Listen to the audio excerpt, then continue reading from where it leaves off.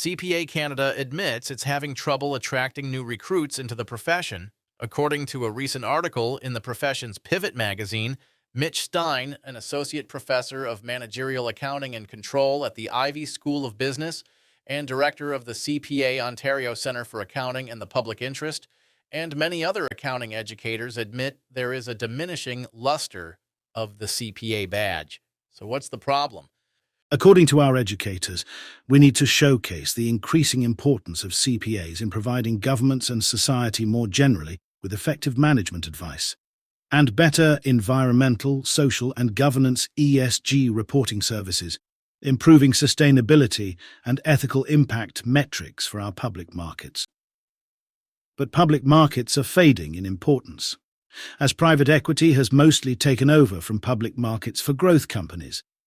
The increasing complexity of these standards is really meant to protect the monopoly of the largest audit firms. In our view, ESG is really a self-inflicted wound that is driving growth firms away from the public markets.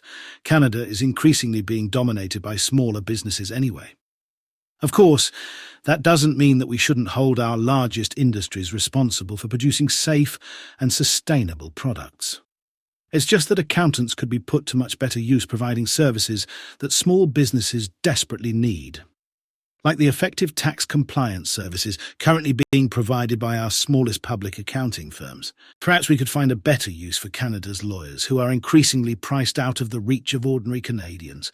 Maybe our governments could use their skills to litigate when corporations unleash harmful products or services like ultra-processed foods and social media.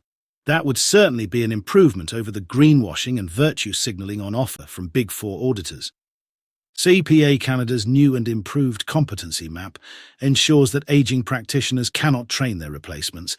We'd argue that these folks are closer to the action and a much more effective resource for training new recruits than an increasingly irrelevant university sector.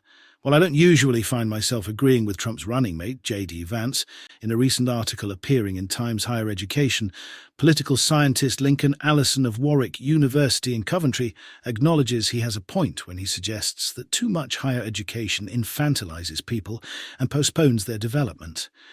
And it doesn't prepare people for jobs, being generally too lengthy and insufficiently relevant to the job market.